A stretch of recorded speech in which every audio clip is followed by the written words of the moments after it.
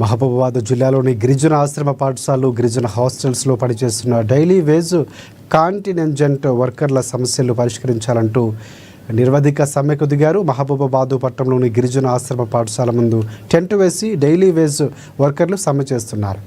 సమాన పనికి సమాన వేతనం చెల్లించాలంటూ నినాదాలు చేశారు. టైమ్ స్కేల్, ఉద్యోగ భద్రత కల్పించాలంటూ డిమాండ్ చేశారు. గిరిజన ఆశ్రమ పాఠశాల కార్మికుల సమ్మెకు సిఐటియు, వ్యవసాయ కార్మిక సంఘం, గిరిజన సంఘాలు సంఘీభావాన్ని తెలిపాయి. జీవో నంబర్ 212ను సవరించి 2014 నాటికి 5 సంవత్సరాల సర్వీస్ ఉన్న వారిని రెగ్యులర్ చేయాలని వారు కోరారు. పెండింగ్లో ఉన్న జీతాలు చెల్లించాలని, కొత్త మెనూ ప్రకారం పని భారానికి అనుగుణంగా కార్మికులను పెంచాలన్నారు.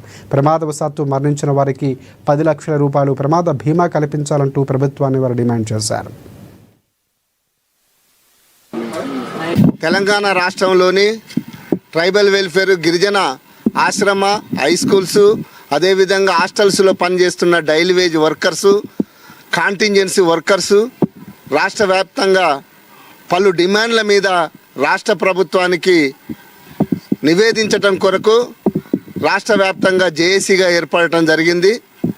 సిఐటియు, ఇతర కొన్ని గిరిజన సంస్థలు, సంఘాలు ఏర్పడి మొన్న 9వ తారీఖు ప్రజా దర్బార్లో వాళ్ళ డిమాండ్స్ మీద రాష్ట్ర ప్రభుత్వానికి గిరిజన మంత్రి అడ్లూరి లక్ష్మణ్ గారికి విన్నవించుకోవటం జరిగింది.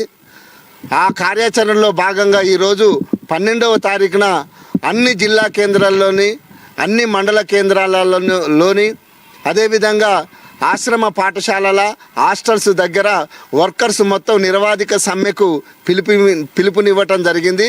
మేము ఇక్కడ గిరిజన ఆశ్రమ బాలికల పాఠశాల ముత్యాలమ్మగూడెం హాస్టల్లో పనిచేస్తున్నాము వర్కర్లుగా.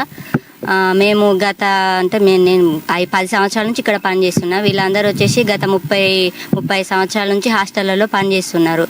కానీ మాకు ఏంటంటే మా టైం స్కేల్ లేదు, అందులో మా జీతాలు తగ్గించి ఇస్తున్నారు. ఇంతకుముందు ఒక జీతం వచ్చింది, ఇప్పుడు ఒక జీతం మొత్తం తగ్గించి ఇస్తున్నారు. అలాగే ఉద్యోగ భద్రత కావాలి మాకు. అలా కుటుంబంలో ఎవరు మరణించినా కూడా వాళ్ళ బదులు కుటుంబంలో ఇంకో ఎవరినైనా నియమించుకోవాలి. ఒక టైం స్కేల్ అనేది ఉండాలి, పర్మనెంట్ కావాలి మావి ఈ డ్యూటీలు అనేది. మాకు ఒక టైమింగ్స్ అంటూ లేదు, ఏం లేదు. ఎప్పుడు పడితే అప్పుడు రావడం, చేయడం.